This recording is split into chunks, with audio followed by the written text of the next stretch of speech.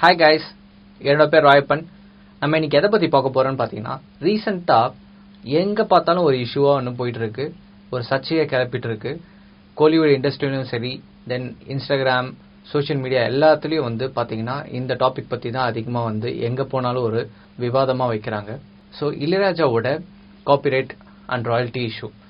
So ரீசெண்டாக release ஆன கூலி படத்தோட ஒரு சாங் வந்து ரிலீஸ் ஆயிருந்துச்சு சன் பிக்சர்ஸ் மூலியமா சோனி மியூசிக்கில். ஸோ இந்த சாங் வந்து பார்த்தீங்கன்னா அனிருத் வந்து கம்போஸ் பண்ணியிருக்காரு. இதோட ஒரிஜினல் சாங் வந்து இளையராஜா வந்து கம்போஸ் பண்ணியிருக்காரு. ஸோ இந்த சாங் வந்து ஒரிஜினல் சாங் எப்படி சோனி மியூசிக் ரைட்ஸ் அண்டரில் வந்துச்சு? இந்த சாங் வந்து ரிலீஸ் ஆகிறப்ப சோனி மியூசிக் வந்து இந்தியாவுக்கு வரவே இல்லை. ஸோ எப்படி இந்த சாங்கோட ரைட்ஸ் வந்து சோனி மியூசிக் அந்த டைமில் வாங்குச்சு அப்படின்ற விஷயத்தை தான் நம்ம இப்போ பார்க்க போகிறோம். ஸோ சோனி மியூசிக் வந்த காலகட்டம் பார்த்தீங்கன்னாக்கா 1997 2003 இந்த பீரியட்ல தான் வந்து சோனி மியூசிக் வந்து இந்தியாக்குள்ளே வராங்க, சோனி மியூசிக்கோட பிராண்டோட. ஸோ இந்த சாங் வந்து ரிலீஸ் ஆகிறது பார்த்தீங்கன்னா 1980s டைமில். 1980 டைமில் பார்த்தீங்கன்னா கொலம்பியா ரெக்கார்ட்ஸ் அப்படின்ற ஒரு கம்பெனி தான் இங்கே இருக்குது. ஸோ எந்த சோனி மியூசிக் கம்பெனியும் இல்லை. அதுக்கு முன்னாடி பார்த்தீங்கன்னா ஓடியான் அப்படின்ற ஒரு கம்பெனி வந்து இங்கே இருக்குது. ஸோ இந்த மாதிரியான பெரிய கம்பெனிஸ் தான் வந்து ஃபாரின் கம்பெனிஸ் தான் வந்து இங்கே இருக்குது. வேறு எந்த ஃபாரின் கம்பெனிஸும் வந்து இங்கே இல்லை.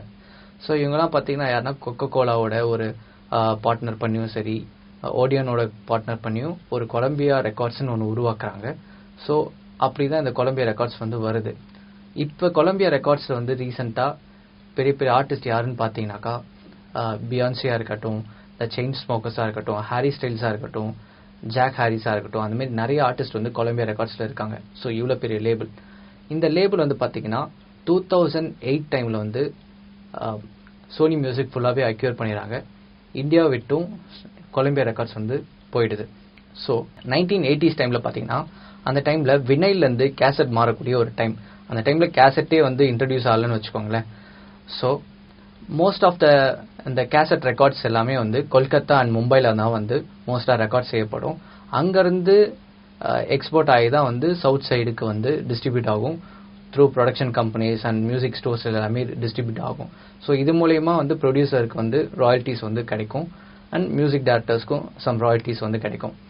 ஸோ இது வந்து ப்ராப்பராக வந்து யார் கைக்கும் போகாததுனால இளையராஜாவும் அவர் கூட படித்த ஃப்ரெண்டும் எக்கோ ரெக்கார்டிங் கம்பெனின்னு 1980s டைமில் ஆரம்பிக்கிறாங்க. ஆல்மோஸ்ட் 1983 ஆரம்பிக்கிறாங்க. இது ப்ராப்பராக ஆக்டிவ் ஆகிறது பார்த்தீங்கன்னா 1987 வந்து ஆக்டிவ் ஆகுது. ஸோ இளையராஜா சாங் மட்டும் இல்லாமல் தேவா சாரோட சாங்கும் சரி, மியூசிக் டைரக்டர்ஸாக இருக்கட்டும், மூவிஸாக இருக்கட்டும், டிவோஷனல் சாங்ஸாக இருக்கட்டும், எல்லாமே இந்த எக்கோ ரெக்கார்டிங் கம்பெனி மூலிமா ரிலீஸ் பண்ணுறாங்க. இந்த எக்கோ ரெக்கார்டிங் கம்பெனி வந்து கொலம்பியா ரெக்கார்ட்ஸோட எக்ஸ்க்ளூசிவாக வந்து டிஸ்ட்ரிபியூஷன் ரைட்ஸாக இருக்கட்டும், ஒரு ரைட்ஸ் எல்லாமே வந்து இவங்க வந்து கொடுத்து வச்சிருக்காங்க. ஸோ எக்கோ ரெக்கார்டிங் மூலிமா வர ட்ராக்ஸ் எல்லாமே கொலம்பியா ரெக்கார்ட்ஸ்க்கு தான் வரும் அப்படின்ற அடிப்படையில் தான் இருக்கும்.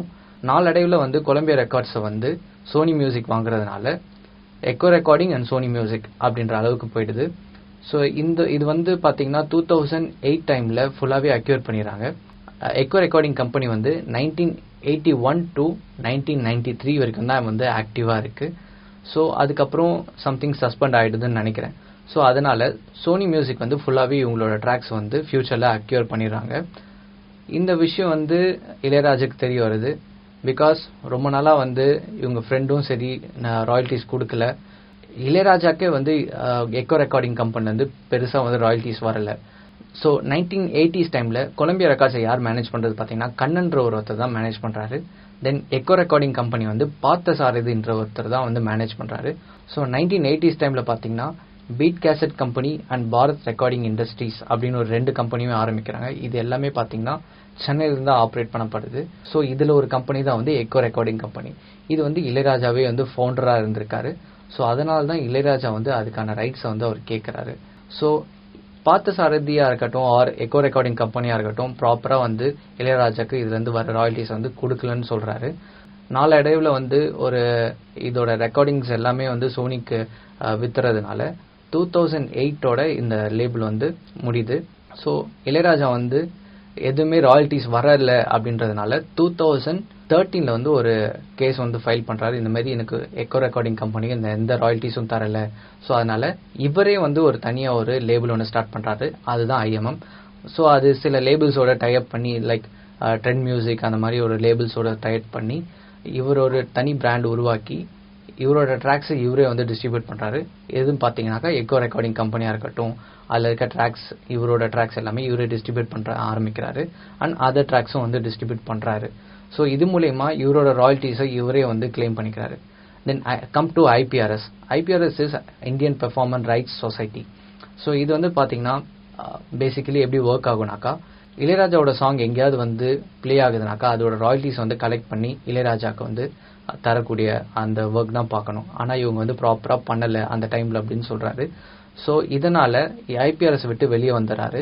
ஸோ அது ஒரு சில அசோசியேஷனுக்கு அந்த மாதிரி கொடுத்ததுனால இவரே வந்து மேனேஜ் பண்ணிக்கிறாரு. IPRS இல்லாம இவரே வந்து மேனேஜ் பண்ணிக்கிறாரு. ஸோ யாராவது வந்து இவரோட சாங்கை பிளே பண்ணணும்னாக்க இவர்கிட்டயே டைரக்டா வந்து அனுமதி பெற்று அவங்க வந்து பிளே பண்ணிக்கலாம். ஸோ அதுக்கு வந்து ஃபுல் ரைட்ஸ் இருக்கு, அதுக்கான அனுமதி கொடுக்குறேன் அப்படின்னு சொல்லியிருக்காரு. ஸோ ரீசெண்டா வந்து நீங்க கேள்விப்பட்டிருப்பீங்க, SPB வந்து ஏதோ ஒரு மேடையில பாடுறப்ப என்கிட்ட வந்து ஒரு அனுமதி பெறாம வந்து அவர் பாடுறாரு. ஸோ இந்த சாங்கை பாடுறதுக்கு என்கிட்ட அனுமதி பெற்று தான் பாடணும், அதுக்கான ராயல்ட்டிஸ் எனக்கு பே பண்ணணும் அப்படின்னு சொல்லியிருப்பாரு. ஸோ ஏன்னா IPRS இந்த வேலையை தான் பார்க்கும். ஆனா இளையராஜா வந்து அதை விட்டு வெளியே வந்துட்டாரு. ஸோ அதனால அந்த ஒர்க்ஸ் எல்லாமே இவரே பார்க்கறதுனால இவரோட கம்பெனில இருந்து அதுக்கான ரைட்ஸை வாங்கி தான் அவங்க வந்து பாடணும், இதுதான் முறை. ஸோ இதை தான் வந்து சொல்லியிருக்காரு. அதனால இது வந்து வெளியில வந்து பெருசா பேசப்பட்டுச்சு, வேற வேற விதத்துல வந்து பேசப்பட்டுச்சு. ஆனா ஒரு மியூசிக் இண்டஸ்ட்ரி சைட்ல இருந்து பார்த்தாங்க இது வந்து ப்ராப்பரான ஒரு ப்ரொசீஜர் தான். So come to the point. இப்ப இந்த வா வா பக்கம் வா கூலி சாங் ஸோ டிஸ்கோன்னு ஒரு ரீநேம் பண்ணி விட்டுருக்காங்க. ரீசெண்ட் டைம்ஸ்ல கூட பாத்தீங்கன்னா வா வா பக்கம் வா வந்து சோனி மியூசிக் சைடில் சேனல்லையுமே உங்களுக்கு இருக்கும், நீங்க தேடி பார்த்தீங்கன்னாக்கா. ஸோ அதே சாங் வந்து இளையராஜாவோட சேனல்லையுமே இருக்கும். பிகாஸ் சோனி மியூசிக்கும் ரைட்ஸ் வச்சிருக்கு, இளையராஜாவும் ரைட்ஸ் வச்சிருக்காரு. இதுதான் பேசிக்கலி. ஸோ இவங்க ரெண்டு பேருக்குமே ரைட்ஸ் ஒரு சாங்ல இருக்கிறதுனால சோனி மியூசிக் மட்டும் அதை வந்து ரீமேக் பண்றப்ப இளையராஜா கிட்ட ஏன் கேட்கல அப்படின்ற ஒரு கொஸ்டினை தான் அவர் வந்து வச்சிருக்காரு. ஸோ அவரோட சாங் யூஸ் பண்றப்ப இவருக்கு ப்ராப்பரான ராயல்ட்டிஸை வந்து கொடுத்துட்டு அவங்க யூஸ் பண்ணிக்கலாமே, அதை தான் வந்து அவர் கேட்கிறாரு. ஸோ இதுல வேற எதுவும் இல்லை. ஸோ இது பாத்தீங்கன்னா எக்ஸ்ப்ளாய்டேஷன் ஆர் டிஸ்டார்ஷன் அப்படின்ற ஒரு செக்ஷன்ல வரும். ஸோ அதுக்கு இவர்கிட்ட ரைட்ஸோ ஆர் ராயல்ட்டிஸை பே பண்ணிட்டு அவங்க பண்ணிருக்கலாம். இந்த விஷயத்தை தான் அவர் சொல்ல வராரு. ஸோ சந்தோஷ் நாராயண் கூட பாத்தீங்கன்னா ரீசெண்டா ஒரு பதிவு ஒன்று போட்டிருப்பாரு. என்னன்னு பாத்தீங்கன்னா மாஜால என்ஜாமியோட ராயல்ட்டிஸ் ஒன்னு கூட கிடைக்கல அப்படின்னு சொல்லிட்டு ரொம்ப ஹாப்பியா வந்து போட்டிருப்பாரு. ஸோ அதுக்கு நிறைய பேர் வந்து இண்டஸ்ட்ரி பீப்புள்ஸா இருக்கட்டும், மியூசிக் இண்டஸ்ட்ரியில இருக்க பீப்புள்ஸா இருக்கட்டும், மியூசிக் பிசினஸ் பீப்புளா இருக்கட்டும், நிறைய பேர் வந்து அவரோட இன்ஸ்டாகிராம்ல கமெண்ட்ஸ் எல்லாமே போட்டிருந்தாங்க. ஸோ அதுக்கப்புறம் ஒரு வித்தின் அ வீக்ல அந்த சாங் அவரே வந்து அவரோட ஓன் மியூசிக் டிஸ்ட்ரிபியூஷன்ல சந்தோஷ் நாராயணே ரிலீஸ் பண்ணிடுறாரு. ஸோ என்ஜாமி பாத்தீங்கன்னா சந்தோஷ் நாராயணோட ஓன் ரிலீஸ்லயும் இருக்கும், தென் மாஜாவோட ரிலீஸ்லயும் இருக்கும். Both have equal rights. And because அவங்க வந்து ஃபியூச்சர் ராயல்ட்டிஸ் கொடுக்குறேன்னு சொல்லிட்டு தான் வாங்கியிருக்காங்க. ஆனா அவங்க கொடுக்காதனால இவரே தனியா வந்து ரிலீஸ் பண்ணிக்கிறாரு. ஸோ இதுதான் பாயிண்ட். ஸோ இதே அடிப்படையில தான் வந்து இளையராஜா சாரும் அவங்க கிட்ட வந்து இத சேல் பண்ணி தான் கொடுக்க சொன்னேன், ஆனா வந்து அவங்க வந்து ஒரு கம்பெனிக்கே வித்துட்டாங்க அப்படின்றத தான் வந்து வச்சிருக்காரு. ஸோ அவங்க வித்ததுனால சோனி மியூசிக்கும் அதுக்கான ரைட்ஸ் போயிடுச்சு. ஸோ இளையராஜாக்கும் அந்த ரைட்ஸ் இருக்கு அந்த ட்ராக்ல, அதுதான் வந்து சொல்றாங்க. ஃபியூச்சர்ல ஒன்னும் ஒரு சில மியூசிக் கம்போசர்ஸா இருக்கட்டும், மியூசிக் ஆர்டிஸ்டா இருக்கட்டும், இதெல்லாம் வந்து ப்ராப்பரா தெரிஞ்சுக்கிட்டு ஒரு கமெண்ட்ஸ் பண்றதுக்கு இது யூஸ்ஃபுல்லா இருக்கும். தென் சக பொதுமக்களுமே வந்து இதை வந்து ப்ராப்பரா தெரிஞ்சுக்கணும். ஏன்னா இப்ப பாத்தீங்கன்னா இளையராஜா வந்து வைரமுத்து வந்து பேசுறதா இருக்கட்டும், ரகுமானை வச்சு கனெக்ட் பண்றதா இருக்கட்டும், அந்த மாதிரி நிறைய சுத்தி வந்து மீடியால வந்து ஒரு கொலாபரேஷன்ஸா வந்து போட்டுருக்காங்க. So end of the reason இளையராஜாவோட ட்ராக்கான ராயல்ட்டிஸ் தான் அவர் கேட்கிறான்றத நம்ம புரிஞ்சுக்கணும். இவ்வளவு நேரம் இந்த பதிவை கேட்டதுக்காக நன்றி. I am signing off. Thank you.